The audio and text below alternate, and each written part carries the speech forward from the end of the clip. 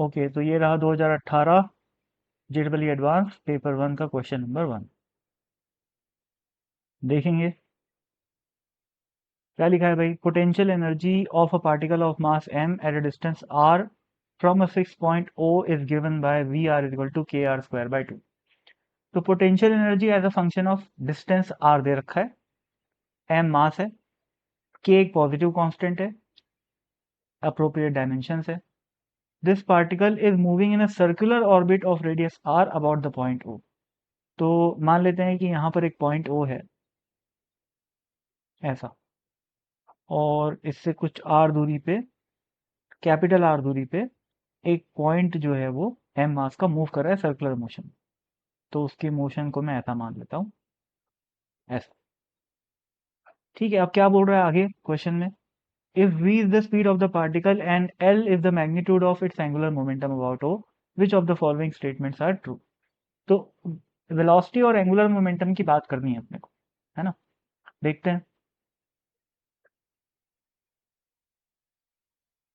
तो मिट गया गलती से, फिर से बना देते हैं अपन। ये पार्टिकल का सर्कुलर पाथ है। अब पार्टिकल की स्पीड दे रखा है v, पार्टिकल का मास दे रखा है m। ठीक है, और पोटेंशियल एनर्जी क्या हो जाएगी इसकी यहाँ पर। भाई यहाँ पर दिया हुआ है potential energy as a function of distance, तो V R is equal to क्या दे रखा है, के आर स्क्वायर डिवाइडेड बाय 2।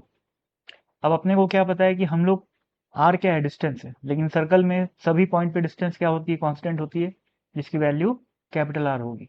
तो यहाँ पर वी कैपिटल आर की वैल्यू क्या हो जाएगी, के आर स्क्वायर डिवाइडेड बाय 2।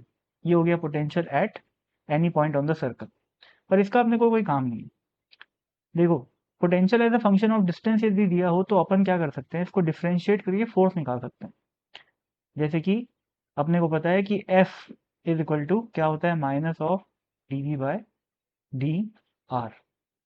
ठीक है, ये V जो है वो वोल्टेज है, सॉरी, वो पोटेंशियल एनर्जी। ये वाला जो V है वो वेलोसिटी है, ध्यान रखना है ना। करो भाई डिफरेंशिएट। यहाँ इस चीज को डिफरेंशिएट करना है अपने को। k बाई 2 बाहर, कांस्टेंट है, बाहर आ जाएगा, माइनस साइन भी आ जाएगा यहाँ पर, और आर स्क्वायर का डिफरेंशिएशन क्या हो जाएगा, 2r। ये 2 से 2 गया, क्या आ गया, ये माइनस के इंटू आर। तो ये हो गया अपना फोर्स। अब ये जो नेगेटिव साइन है वो केवल और केवल डायरेक्शन दिखा रहा है, उसके लिए कोई चिंता नहीं करना है।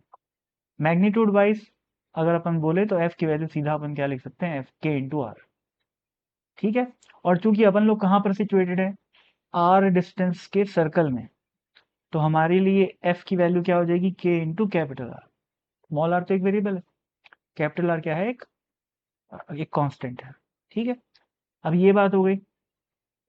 अब क्या करेंगे, मैं काम करता हूँ, इसको मिटा देता हूँ। सर्कुलर मोशन कर रहा है ना, सर्कुलर मोशन कर रहा है तो एक सेंट्रिपिटल फोर्स चाहिए सेंटर की तरफ। और ये फोर्स क्या है, ये सेंटर की तरफ ही तो लग रहा है। माइनस साइन का मतलब क्या है, inside the, to inside the circle, मतलब toward the centre of the circle. तो ये बेसिकली सेंट्रिपिटल फोर्स ही है। तो सेंट्रिपिटल फोर्स के बारे में अपन लोग क्या जानते हैं, मास इनटू सेंट्रिपिटल एक्सेलरेशन।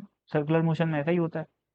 तो ये कितना आ जाएगा, के इंटू आर बराबर मास इंटू वी। ए सी कितना होता है भाई, वी स्क्वायर, वेलोसिटी का स्क्वायर डिवाइडेड बाय आर होता है। ठीक है, तो ये क्या हो गया, V square into M is equal to K into capital R का स्क्वायर। तो अंडर रूट लगा देते हैं, तो under root M into V is equal to under root K into R. V की वैल्यू क्या हो गई, under root K by M into R. अब ये ऑप्शन अपने को ऑप्शन नंबर बी में दिख रहा है। बी अगर सही हो गया तो ए गलत हो गया। ठीक है, ए बी खत्म।